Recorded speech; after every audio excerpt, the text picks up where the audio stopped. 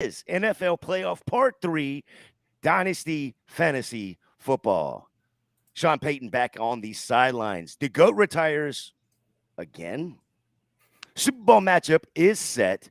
Senior Bowl practice and more on this episode of the Dynasty Gambit. Let's go.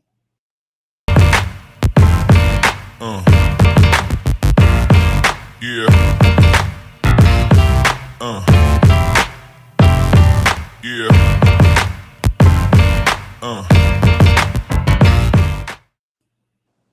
All right. Welcome into the Dynasty Gambit. I am your co-host this evening. You can find me at FantasyJ77 on Twitter.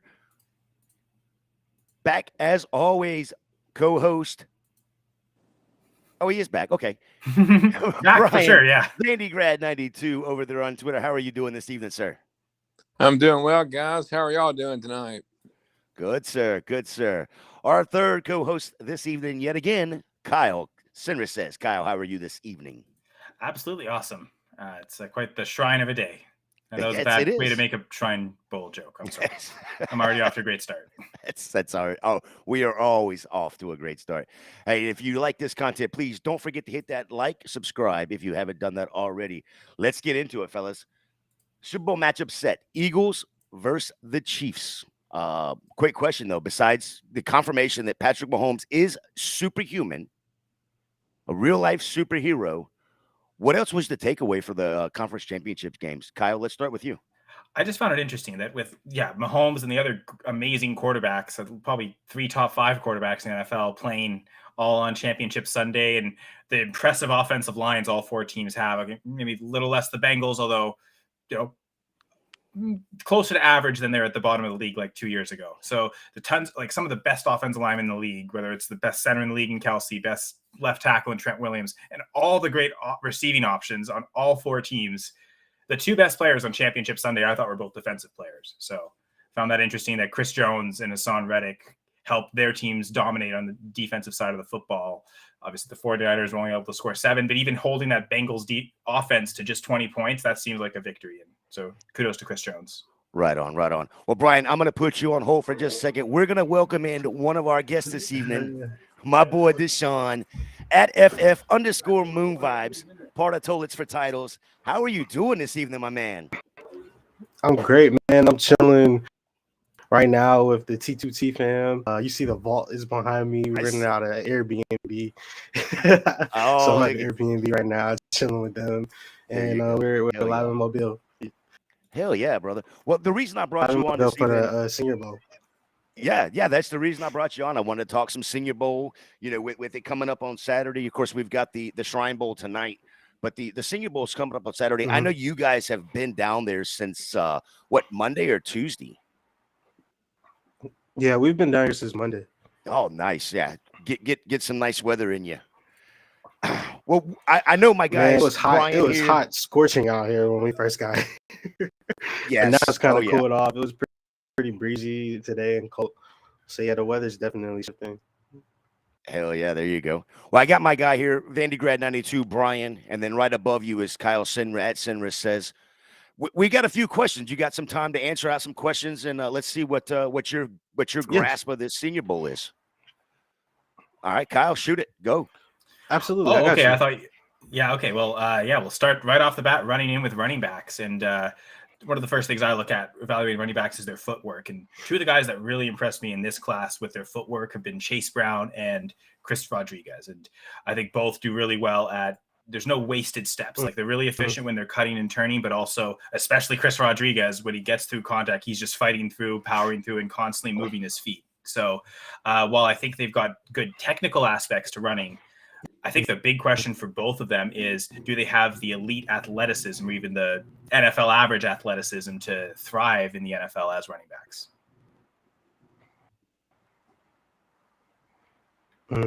I actually got a chance to talk to Chris. We got an interview with him, and he was. I talked to him off interview. The day one of practice was like, "Are you okay? Like, are you good? Are you sure?" I ended up finding out that I ended up finding out that he was been battling his PCL. So that is something that he didn't want to. Hey, Deshaun, real quick, it's breaking up pretty bad. So I'm gonna see if I can. I'm gonna kick you out and then see if you can reboot with us. Wednesday and also today. I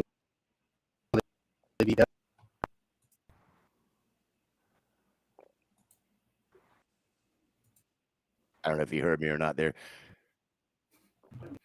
Someone loves Zay Flowers. I guess the Facebook user will be sending flowers to Zay Flowers at some point. Let's see if that brings him back. And it was breaking up pretty bad there, Deshaun.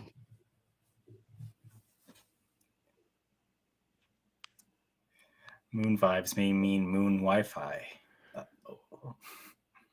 Sorry, bad moon joke. I'm gonna go ahead and message him on Twitter right quick. So it sounded like he was saying, because I know Chris Rodriguez missed a good portion of this season. It sounded like he's saying PCL injury is what I heard. That's kind of what it sounded like to me as well. So let's go back to the original question right quick. Besides the Patrick Mahomes, being a real life superhero, what else did you take away from the conference championships, Brian? We'll go to you. One thing that I noticed, just like to have many games this year, including a game or two I remember where Mahomes was the leading rusher, they had a hard time. The Chiefs had a hard time establishing the running game. I believe the stat I came up with was 20 rushes for 42 yards total. And they're going to have to do better than that in the Super Bowl, I think, to win it. And the interesting thing alongside that was that the Eagles set a all-time single-season record by team for most rushing yards.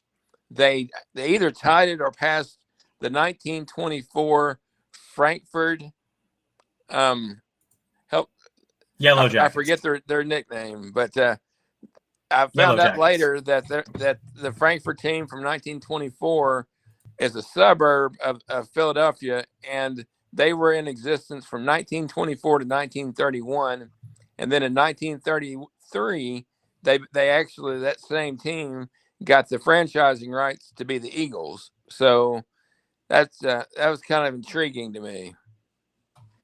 Yeah, that's interesting. That's interesting. All right, well, tonight we have the East-West Shrine game. Of course, like I said earlier, Saturdays is the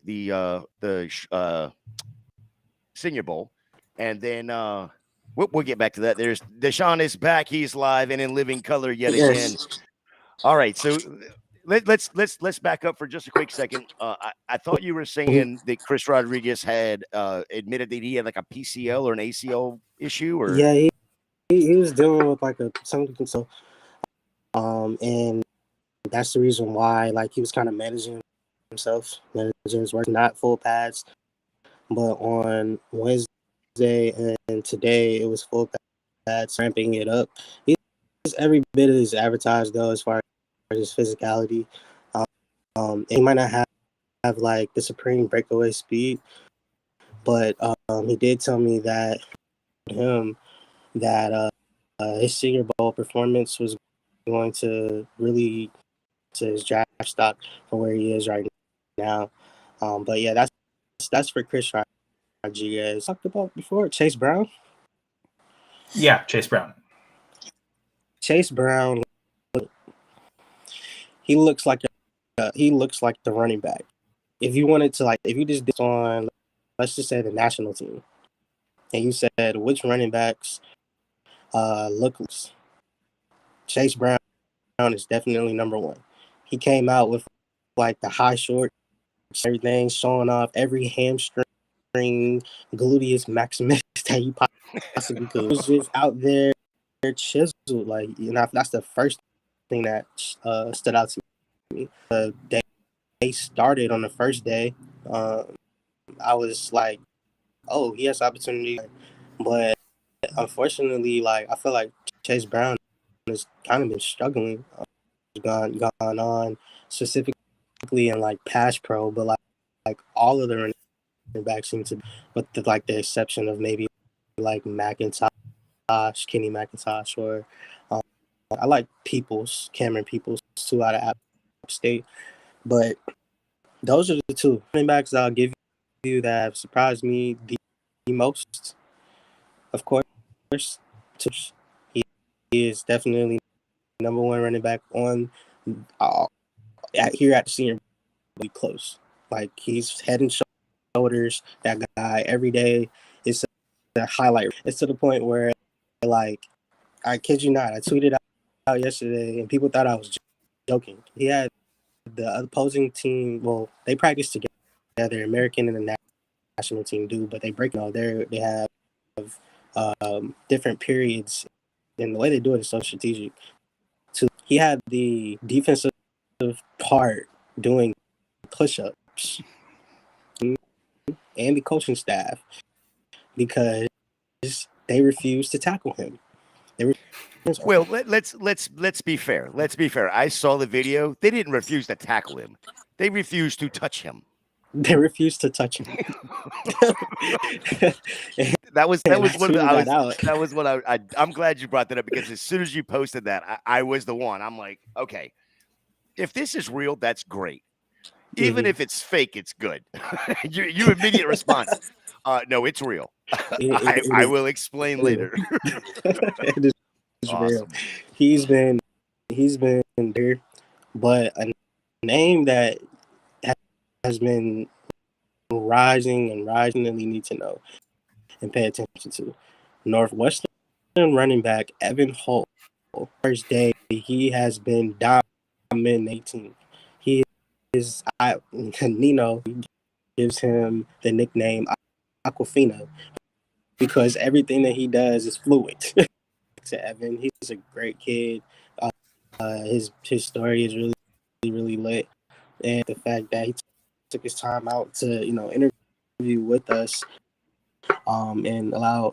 But he's been making the most out of his time from the Senior Bowl practices.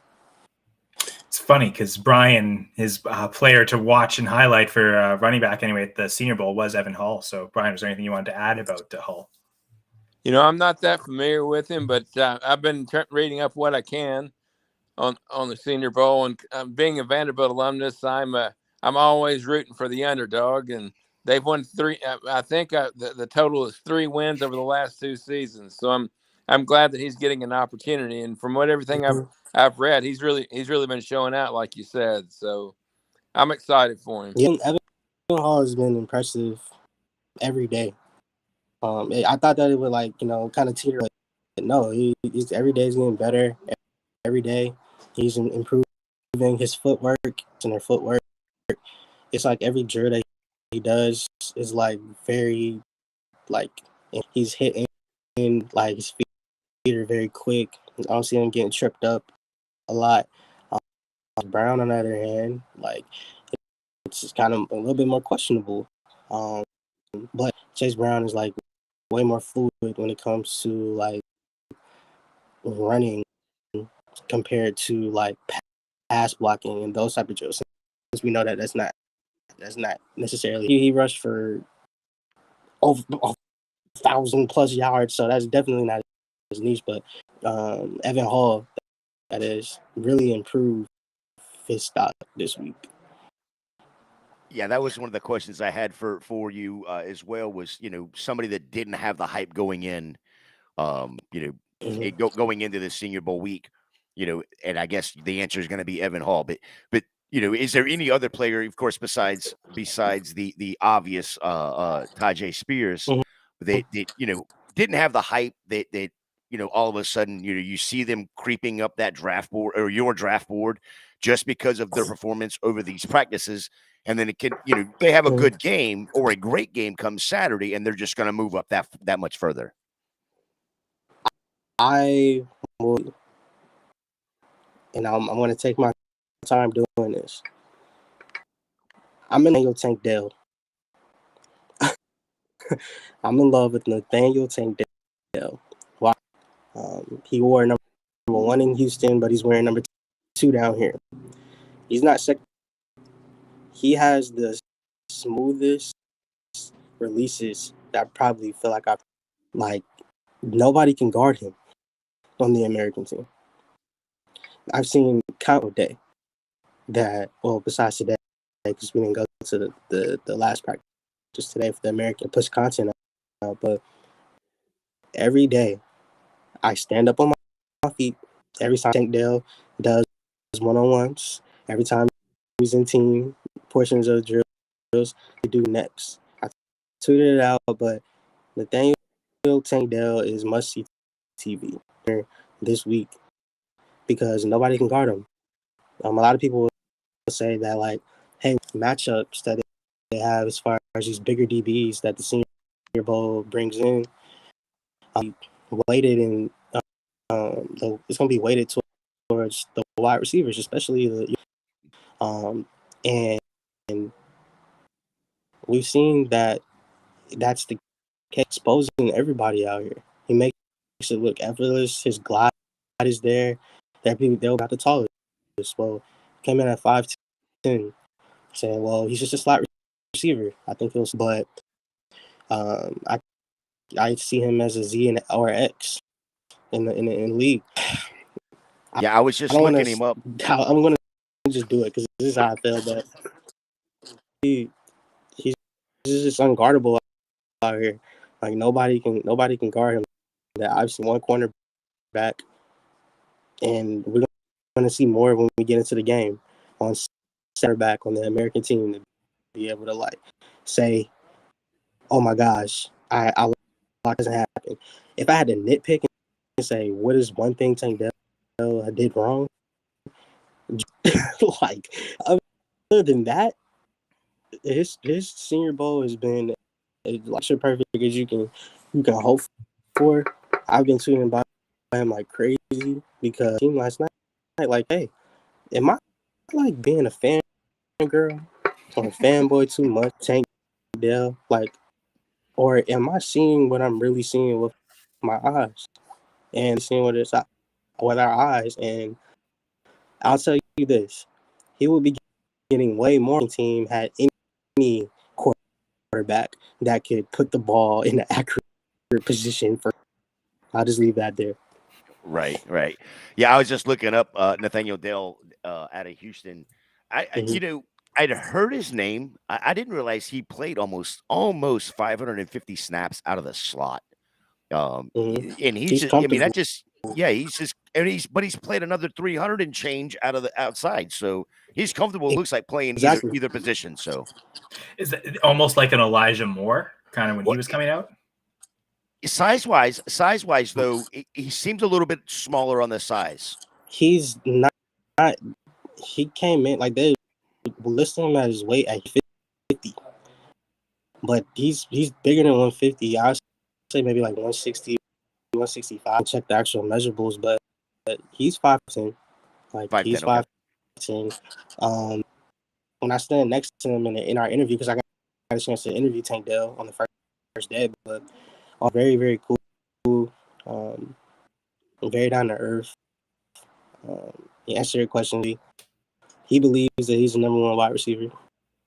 He plays like he's the number one player comp for Tank Dell, and I don't want to sound outrageous, but this is it's Antonio Brown.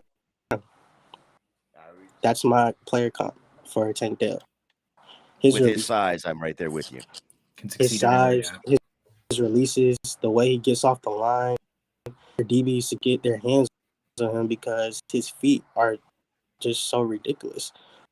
Like, around, and I said they need to just put this man in a wheelchair and just push him around because dangerous, like weapons of mass destruction out here because nobody can guard him. And my question marks when it comes to like his size and everything. But I'll say this: the numbers that you gave, he's very comfortable in the slot, like very comfortable. He'll get busy. We see that in one-on-ones. We've seen it in the team portions of drills.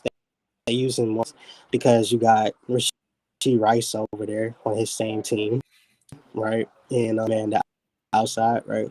And then you have Xavier Hutchinson, wide receiver out of Iowa State on that. When you look at that, of course they will put him in the slot there, but I believe proved his draft stock. Mike Tilley, mightily. Mm. And depending on what he does at the days and all of that, like I wouldn't be surprised if Tank Dell goes in the top.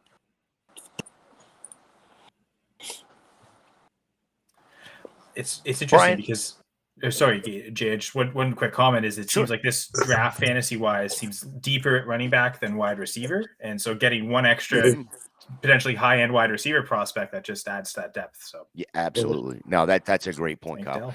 Dell. Brian, what you got anything for Deshaun right here? Do I have a question? Was that Yeah. what? Yeah. So from what I'm reading in regards to quarterback play, most of the guys here at the Senior Bowl are kind of like a third day type prospect, maybe undrafted. Is there anybody that's standing out amongst that group?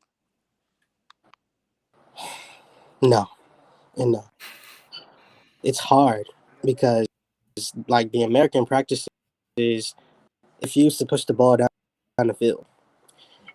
And a lot of it's like, short. And I think since like they want to test Max Duggan, they want to test the kid quarterback, these quarterbacks, and like, hey, look, we want you to like get the ball out quick and the down and all that.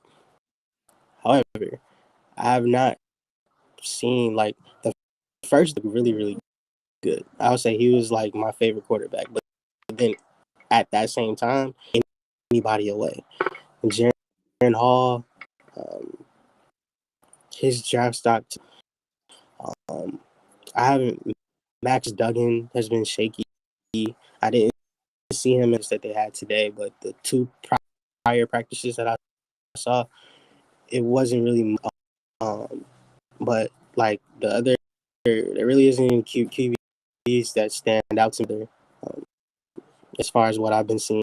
And I think the quarterback play, if we had better, like a Hendon Hooker, for example, then I get some more hype around not only the game but also like these receivers, because they'll be able to like do more. But if I had to say any guy, favorite, none of them. None of them. None of them. Oh, that's awesome. That's awesome. Well, Deshaun, I don't want to take up too much of your time, sir. You're having fun down there in Mobile. Hey, tell our guys, tell the viewers where they can find you, what you got going on. Prop yourself up a little bit there, bud.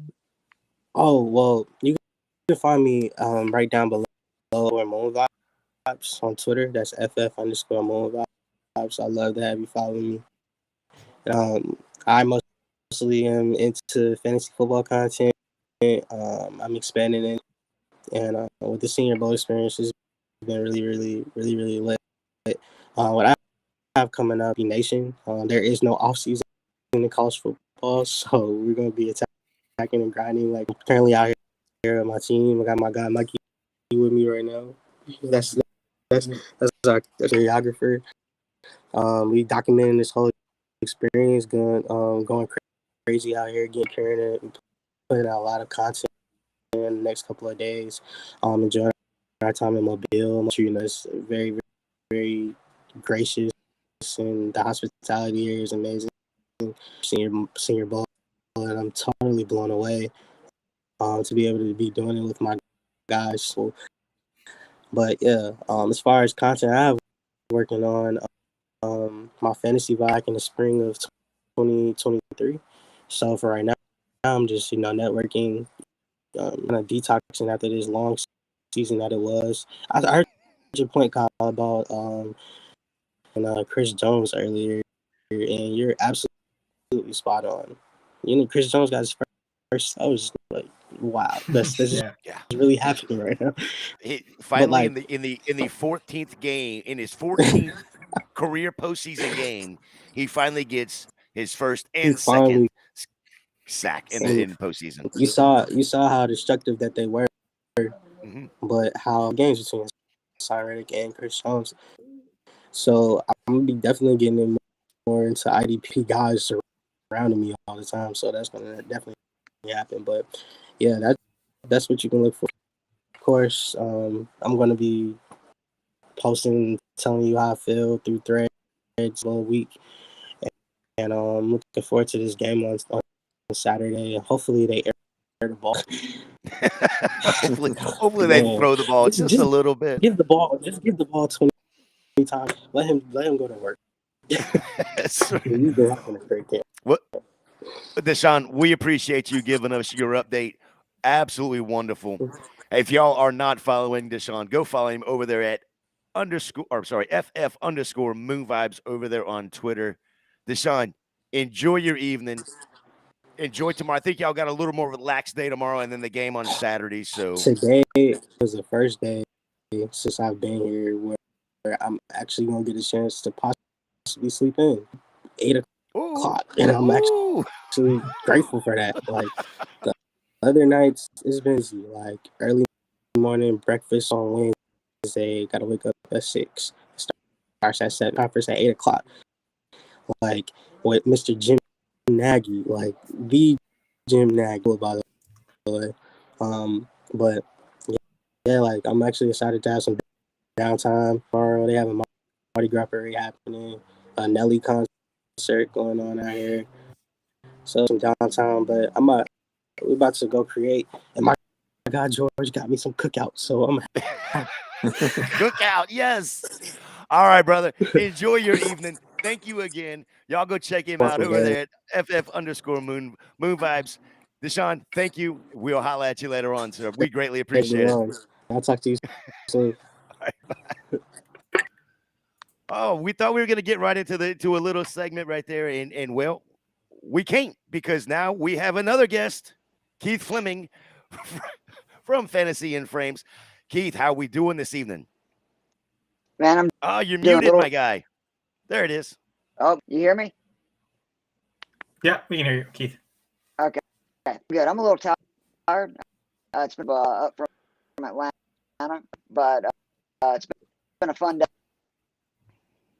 Absolutely. Well, we just got off with Deshaun. He was giving us his Todd Spears experience, watching him, watching the defense and the coaching staff from the other team do push-ups because, well, they didn't want to touch him going down the field. So, we're going to ask you a few questions if that's all right with you.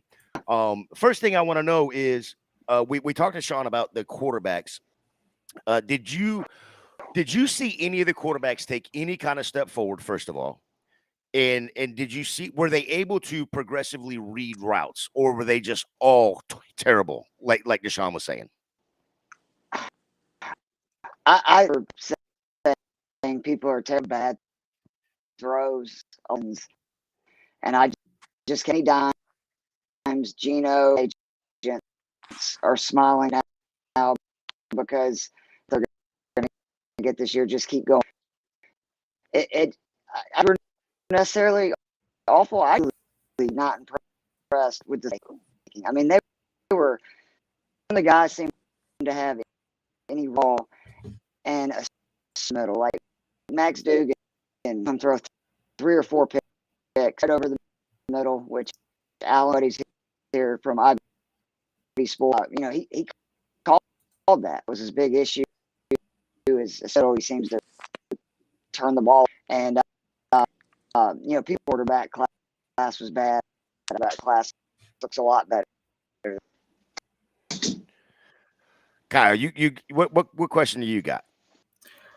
Well, actually, I had only prepared the Chase Brown, Chris Rodriguez question. So if Brian, I know Brian prepared quite a few more. So okay. we can talk about the running backs and run back to them later. But Brian, was there anything you wanted to mention right away? Yeah, I guess one question I would have is previous years we've had some small college guys like Sky Moore, Christian Watson, some players like that. Carson Wentz come from the non-Power 5 schools. Or is anybody like that standing out this year?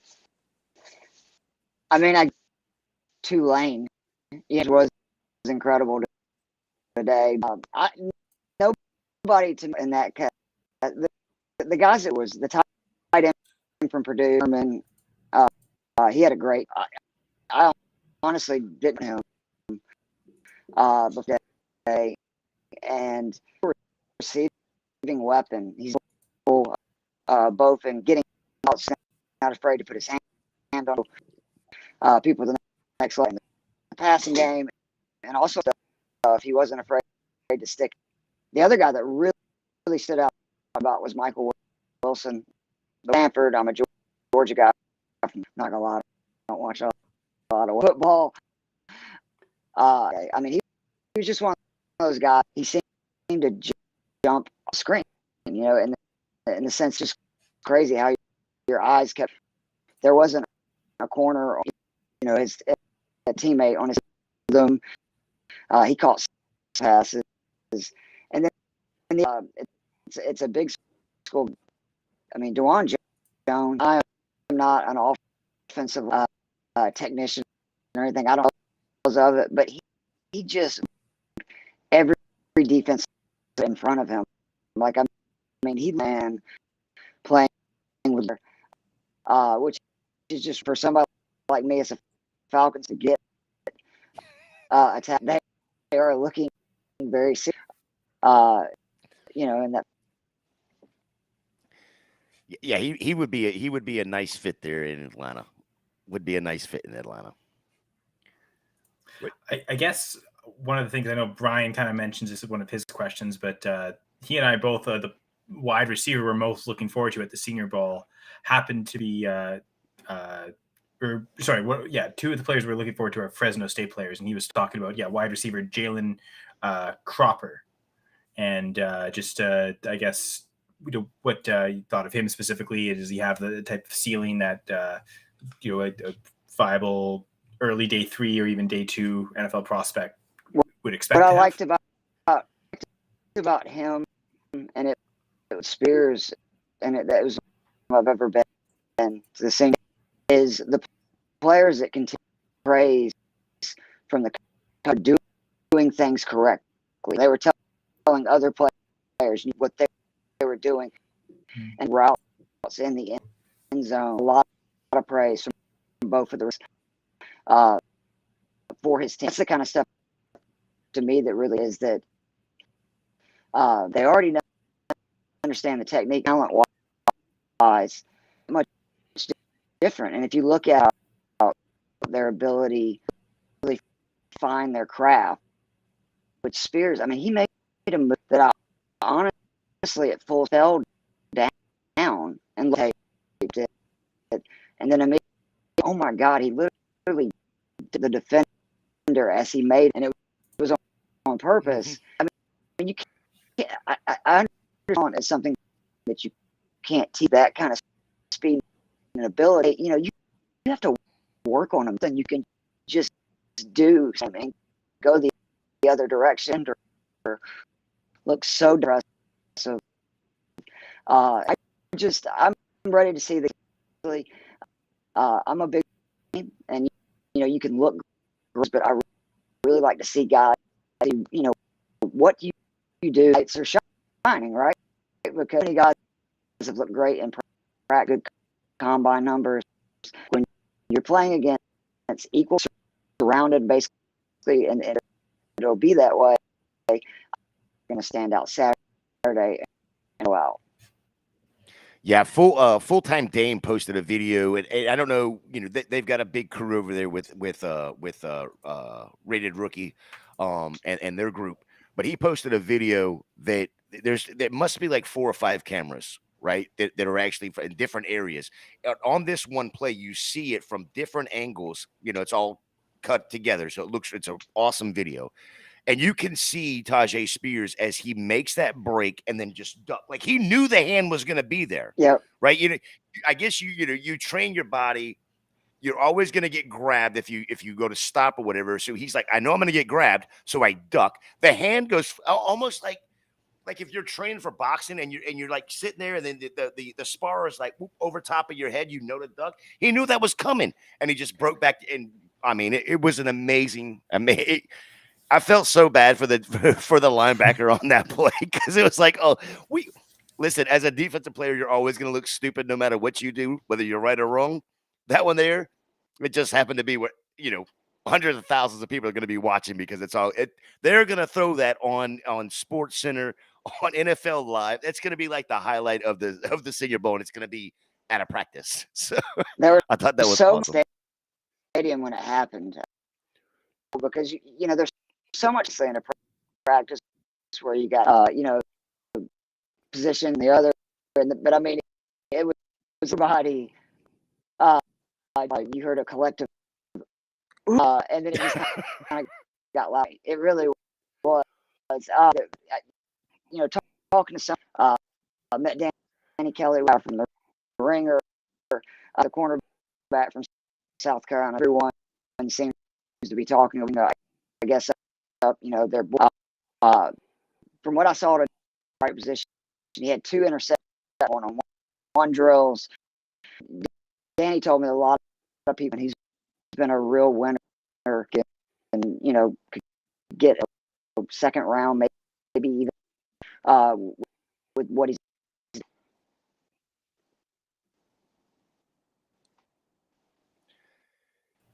Yeah, Brian, didn't you have another? I thought you had another question on here. Let's see if we can get to it. There we go. Did you have another question on here about Fresno State? No.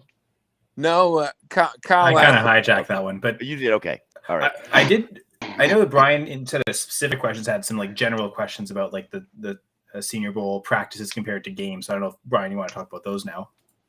Yeah, one question I have. So like the game on Saturday, it's obviously you're dealing. I know that there's a total of 5 or 6 quarterbacks playing, a ton of running backs, wide receivers.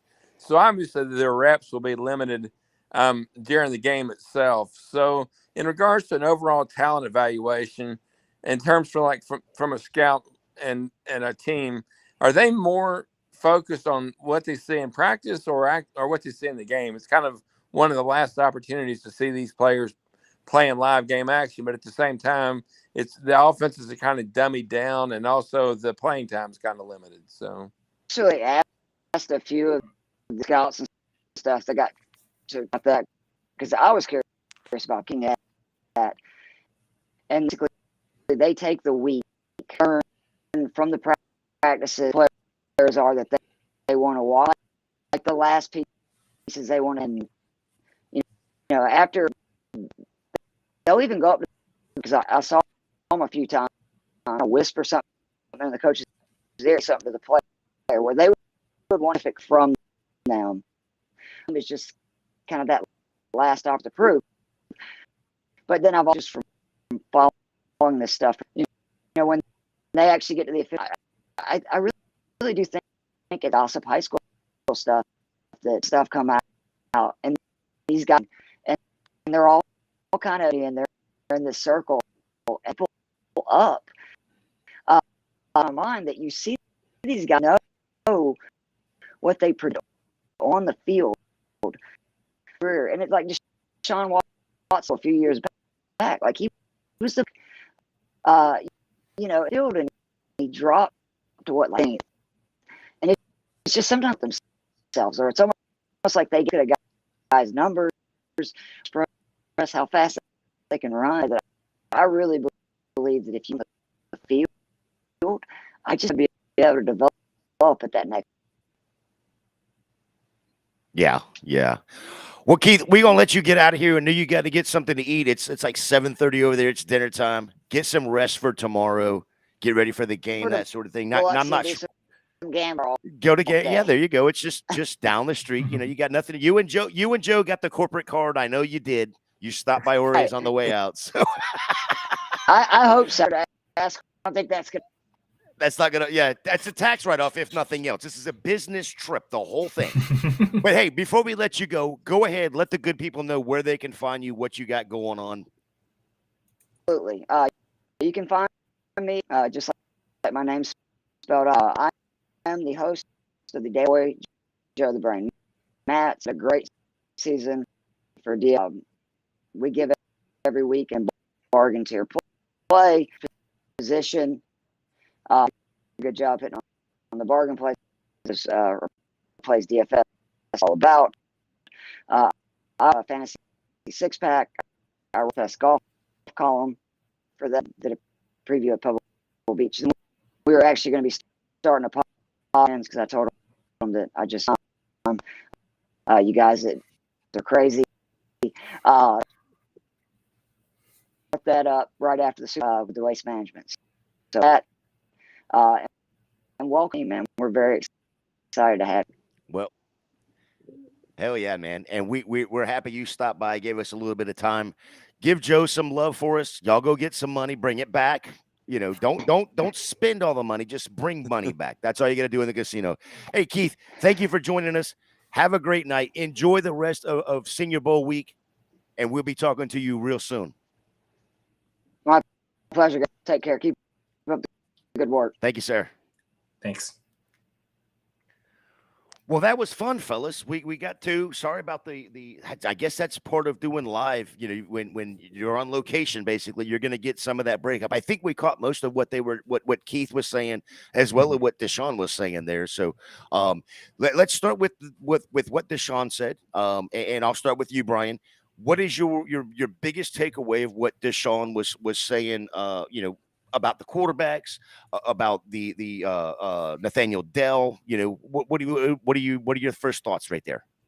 I guess my first thought in general is it's just nice to see a live perspective of what you're reading online. It's you never can tell from one source to the next as to how the general population's feeling about things. Like I said, the ones that are reporting live, that you give one perspective, and Deshaun gives his, and they pretty much seem to be all on board. So unfortunately right now the quarterback play doesn't seem that great. One guy I'm kind of interested in the Shrine Bowl is Hayner out of Fresno. We seem to be doing a Fresno State theme. So well, if you're not paying attention, the East West Shrine Bowl just kicked off. It's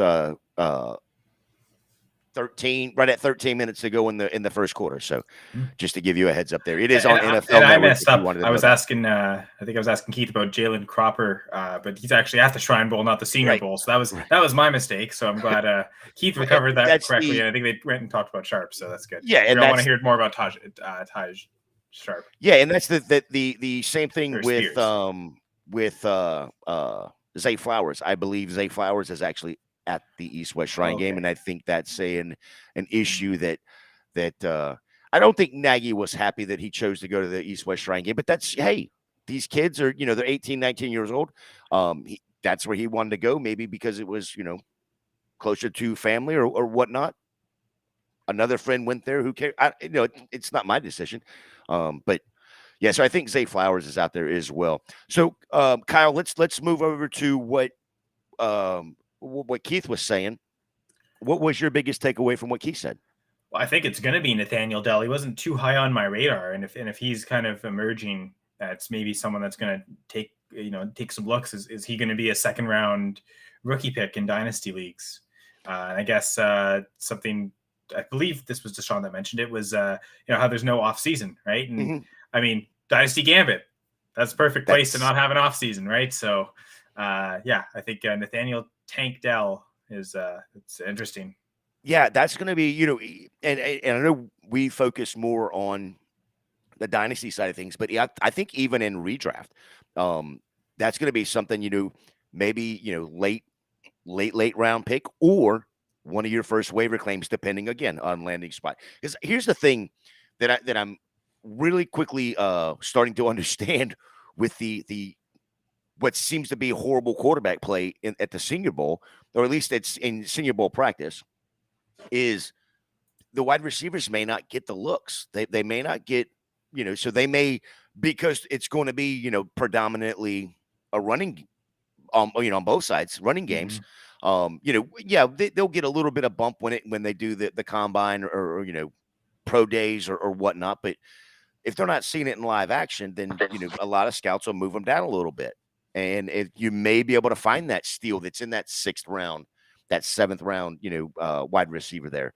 So that is something that I took away from it, because I did like the Dell call. What was the other one? Chase Brown. The one thing I heard about Chase Brown, a lot of Chase Brown, was in his pass blocking. He was having an issue with his pass blocking. I heard that over and over again. It was nice for Deshaun to come on here and go, he looked good today. That was a huge plus. I did see a video clip of a handoff where their goal line, the defender came up and he just barreled over the defender, took him 6 yards into the end zone. So that was nice to say, look, if I'm not going to be able to do this part of the game, I'm going to show you I can do this part of the game for sure. So yeah, the Canadian kid should hopefully be able to at least earn an early down role in the NFL. I guess that's right. Yeah, the one thing I was a little concerned with both Brown and Rodriguez is, do they have the burst? Can they make outside runs, or are they going to be just primarily inside runners and that's it? And they're kind of just stuck into that role. And maybe there's some goal line work. I mentioned the contact balance is pretty good with Chase Brown. Rodriguez, it's maybe one of the best in the class at fighting through contact. So that's great there. I guess another guy that I was interested in running back wise, since we are talking about running backs, is Fresno State again, Jordan Mims. So apparently Brian and I are all about the Fresno State guys tonight in the Shrine game. You mentioned QB Jake Harner, and then as I incorrectly said at the Senior Bowl, but wide receiver Jalen Cropper, and then also running back Jordan Mims. So we'll see how all three Fresno State guys do in tonight's Shrine game. And yeah, the other thing that I was noticing too, at least as Twitter was going through the day, whether it was from analysts that were actually on site or whether it was even the Senior Bowl themselves that were posting, was it looked like the tight ends were having a good day today. Multiple tight ends were having a good day. To give you for instance, let me see if I can get to my note right here that I wrote down because I thought it was very interesting. The fact that is it Luke Musgrave out of Oregon State. 20.05 miles an hour was what he was clocked at running. Fastest in Senior Bowl history since they started tracking speed, right? And so he's the fastest tight end in Senior Bowl history. But the other thing he's seventh fastest overall this year. And Tajay Spears is fifth fastest overall. Not first. That's funny.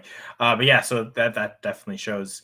That's what we chase really tight end prospects is athleticism more than anything. You can't really trust the college production when it comes to tight ends. That's really just school dependent and how they run their system. So yeah, the athleticism is really arguably maybe the most important factor for tight ends. Yeah. What were you going to say, Brian? I'm sorry. I was going to ask Kyle. Kyle, who's the quarterback for Purdue? Aiden somebody. It's not Brock Purdy. Oh yeah, not anymore. No, I don't know. I can look that up real quick if you need. I forget his last name, but he's playing tonight in the Shrine Bowl, and he's supposed to be a name to look out for based on Aiden O'Connell. Yeah, apparently he's having a big week of practice, so he was second team All Big Ten this year, behind Mr. Ohio State himself. So. Yeah, he put a shroud over top of all of the rest of the quarterbacks in the conference. Yeah, so that's a name to look out for tonight as well.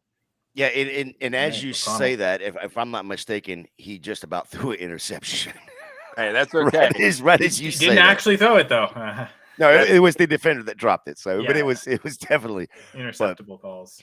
Yeah, so he's a Purdue quarterback. What can you say? Maybe tonight's quarterback play will be better than the Senior Bowl. So. I was just thinking that too. Right, that's right. I wonder who's got the better.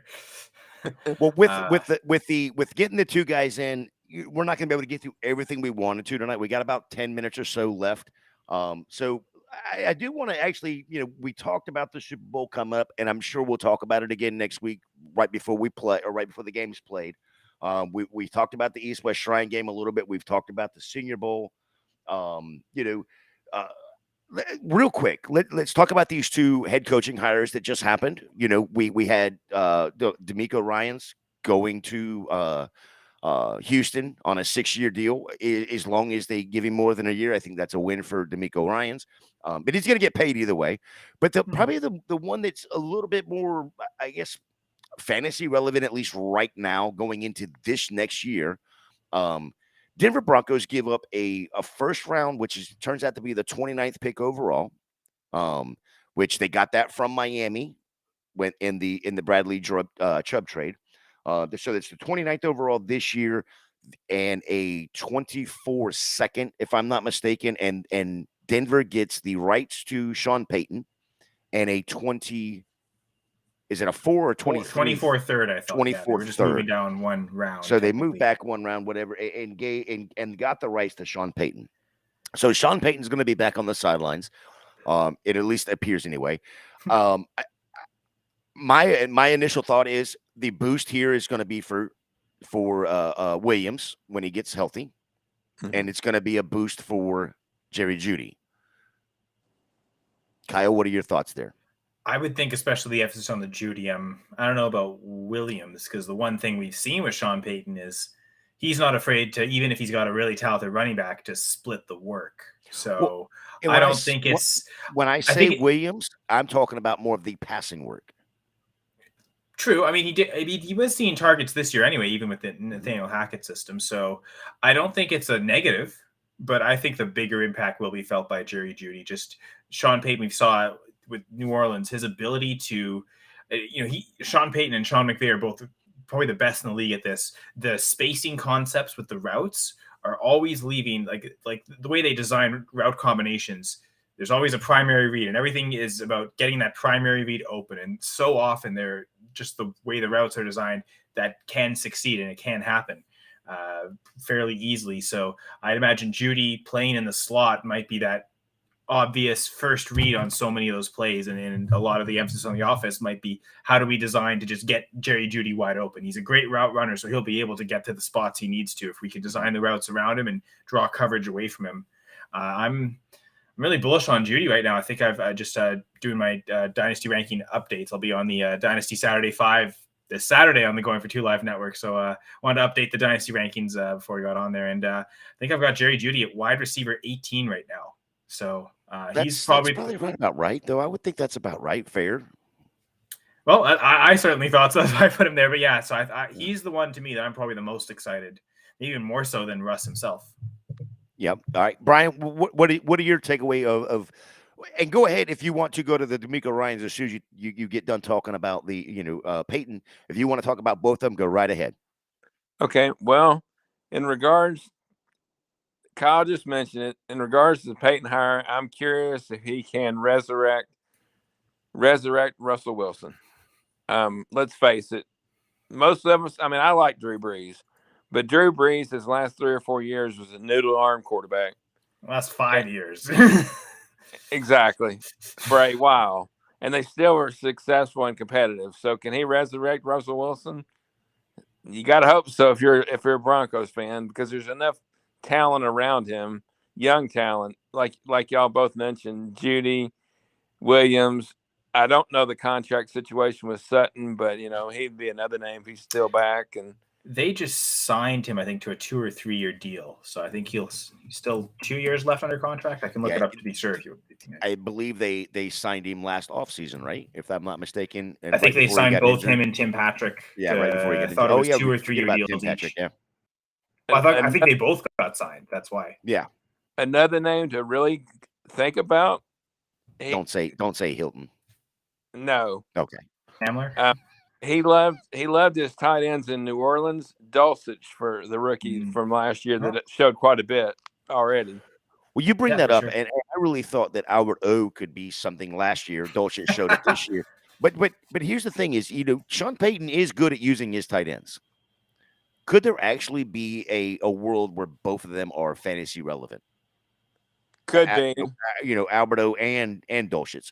I'm not banking on Alberto, especially if Patrick is slow to come back from his injury, and there's not really a third wide receiver. They may be using more 2 tight end sets, especially early in the season. So, or even spread out Alberto. I mean, it's all going to depend, of course. But I think if you have, just talking about value here, if you have Alberto right now, you're not going to be able to trade him for anything that of value. So you may as well hold on to him.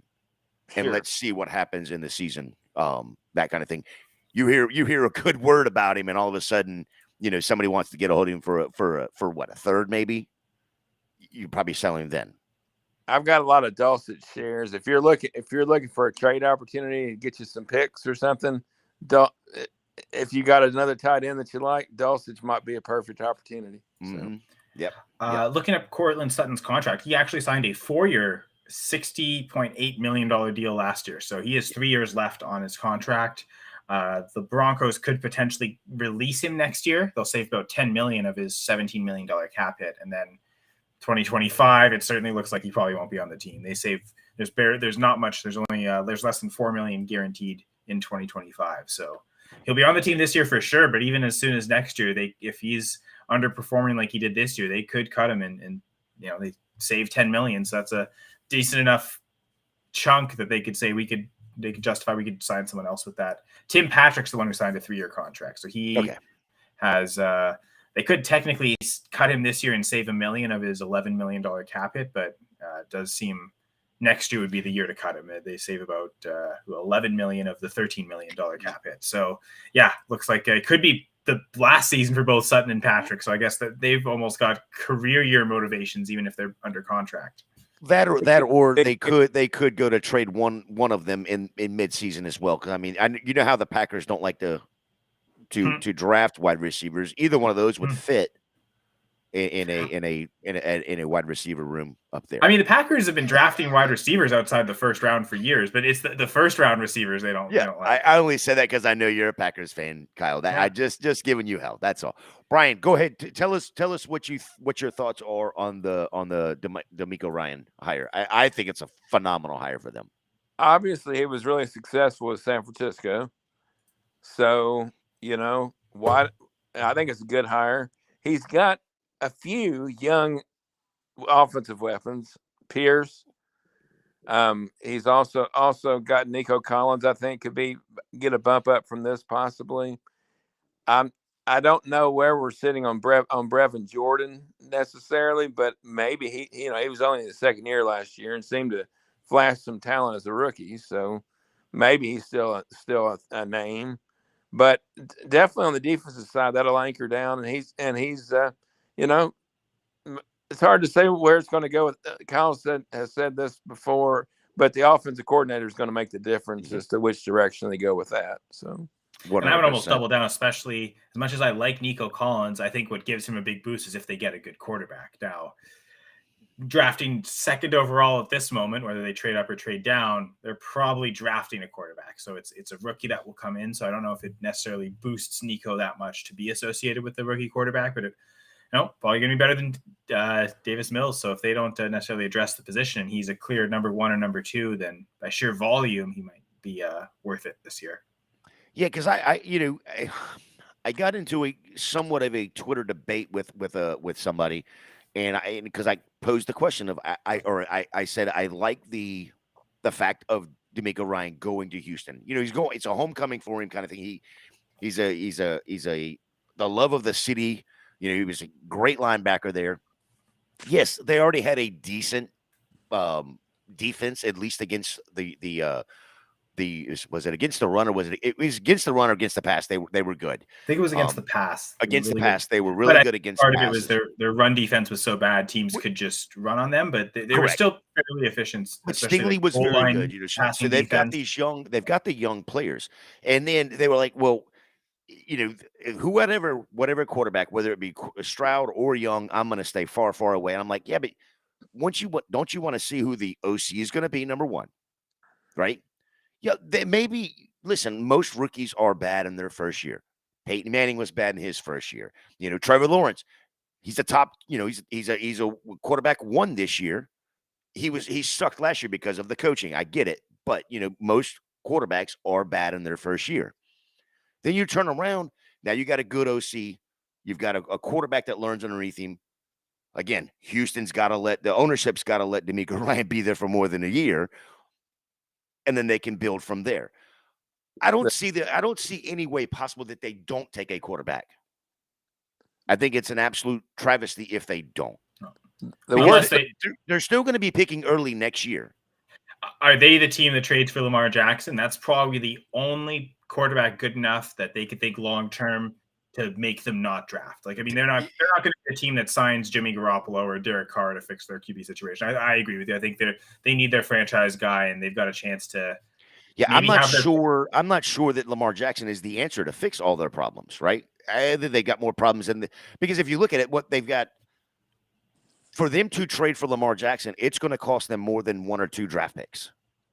It's going to cost them multiple draft picks where they have multiple holes. If it being the 102 though, I mean, it's not just this is in a late first. This is the 102. Maybe the Ravens are excited enough about that particular pick that it doesn't cost too much on top. I don't think I don't think the Ravens would still do it for just straight up 1 first, but that probably the fact that it's the 102 in this year's class, maybe that almost counts maybe for 2 first, and then if it's 2 first plus, then what's the plus to the 102? Maybe. But the truth is, though, the Texans may not want to trade and pay a quarterback. If they really believe in one of these rookies, could be potentially as good as Lamar Jackson, maybe not as running, but as a guy that can win games and lead to the playoffs. They might just still let's start him on the rookie contract, and let's just build around the quarterback on a rookie contract. That seems to be the way to go in the NFL. The worst thing about these high draft pick quarterbacks is, typically speaking, they don't have a lot of great offensive weapons around them when they're drafted. Otherwise, they wouldn't be drafting so highly. Lawrence got kind of lucky. ATN was hurt last year and came back this year. Then they went out and had the extra cap room to get both Ingram and Kirk. Not all teams have all that. You think about Chicago's situation. They don't have much around him right now. The Jets, they've actually got talent, but he's proven he's not a very good quarterback. So it's really hard to be drafted in the top few picks and actually have enough talent around you to be successful like Lawrence was this year.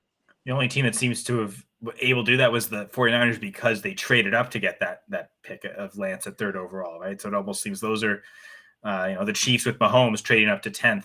Like those are the situations you want, is when the team trades up, not that they earn the top pick, that they trade up for that pick.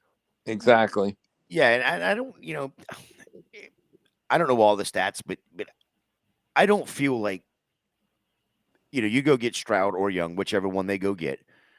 I don't think they're walking into an absolute horrible situation.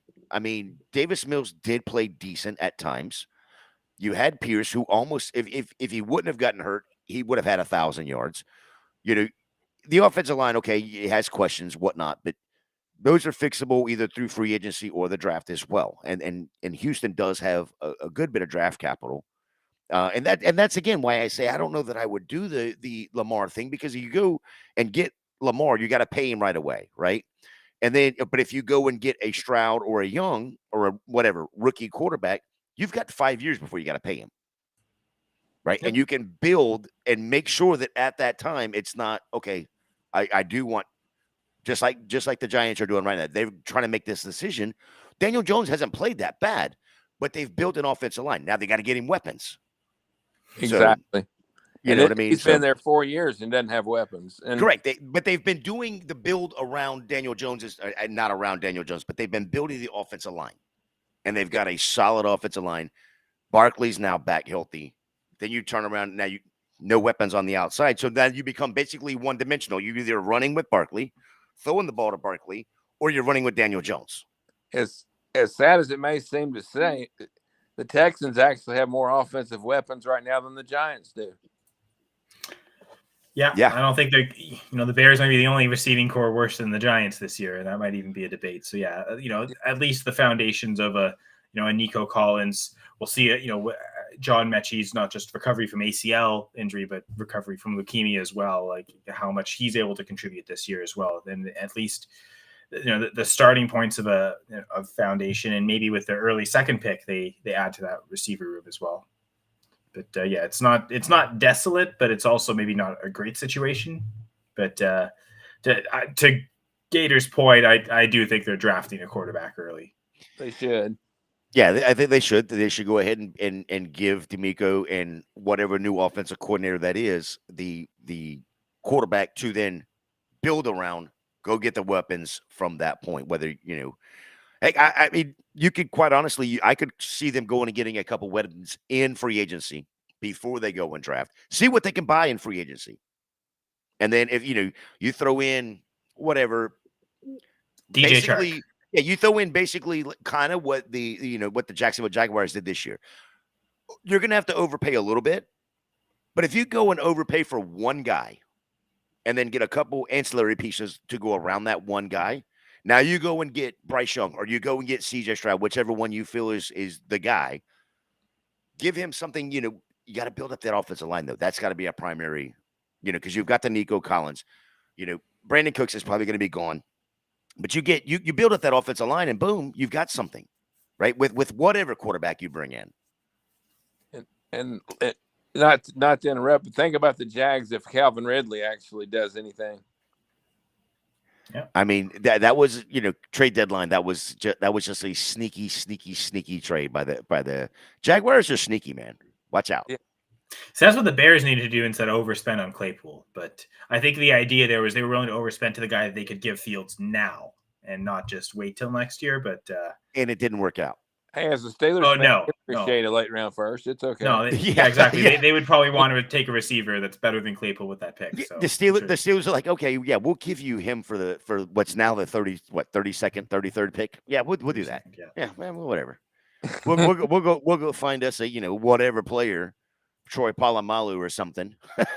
I forget what it was. There's one pick in the first round that's not going to be available. Miami's pick is gone because of the tampering.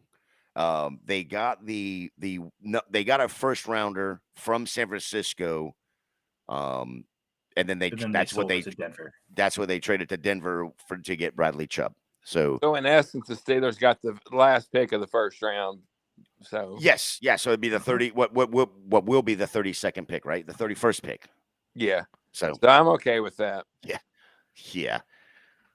I mean, that trade just worked out 100% all Steelers' way right there. It really did. The Steelers rarely trade, but when they do, they don't lose a trade. Speaking of, there was one question I wanted to ask tonight, and I didn't ask either one of the guys, and it was pertaining to the Steelers. And I will find out via Twitter, and I will try to report back as soon as I get an answer on it. But I wanted to know if there was any coaches or scouts that were particularly either verbally talking about or verbally talking to a particular player, kind of like what we saw last year. It was kind of hidden back by the porta potties where Tomlin was talking to Malik Willis, or Tomlin was talking to Malik Willis's mom, or whatever that case was, and then it never came to fruition. But I really would like to know, because there's so many behind the scenes things, and that was why I wanted to get the guys on tonight and see what was going on. I hope we got something out of it. I hope that chat got something out of it.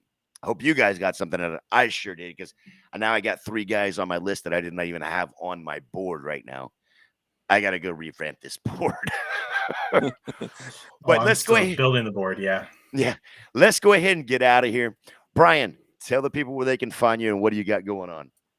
You can always find me at Vandygrad 92. Of course, I'll be right here next week. And other than that, just kind of mental relaxation time. My mom's coming home tomorrow, so she's had been in rehab, so her fall's better and she's coming home. So that'll be my biggest thing. And then as we get into the spring, I'll be doing some baseball stuff and some NFL news type stuff towards the combine. But right now, it's just kind of doing this.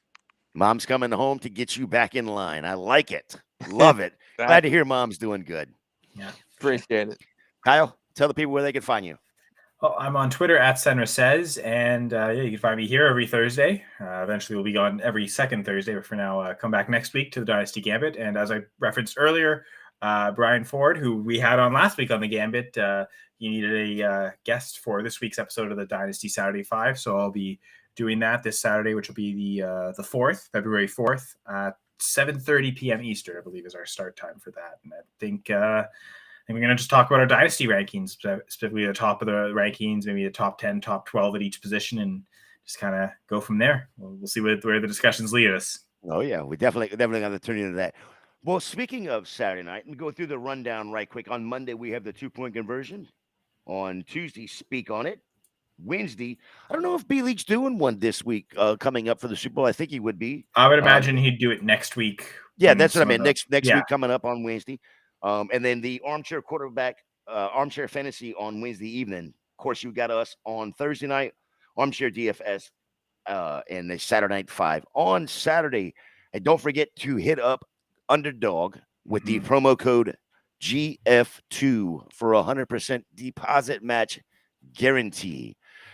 We have we got best ball season coming. I can't wait for that. We're gonna do a couple best ball drafts just with us. We'll get a couple. Maybe we'll get a couple listeners in a couple best ball drafts with us. Maybe we'll make them pay for our entry fee in order.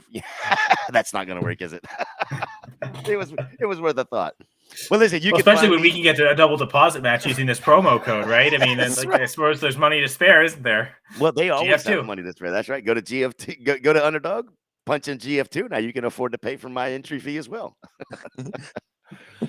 But you can find me over there at FantasyJ77 on Twitter. You can find us in the Discord. Don't forget, hit up the goingfor2.com. Bottom right corner, you can hit the Discord. It is free. Come join us over there. Hey, I asked Jeff for it, and we got it. We have our own Dynasty Gambit channel in there, so that we don't allow we if they're not Dynasty Gambit people, they don't come on. We don't allow them in. No, that's not true. We allow everybody in. We allow everybody in. It's all free. Come over, join us over there in the Discord. Check out all of our shows on the Going for Two Network. For Kyle, for Brian, this has been the Dynasty Gambit Senior Bowl edition. Thank y'all and have a great night.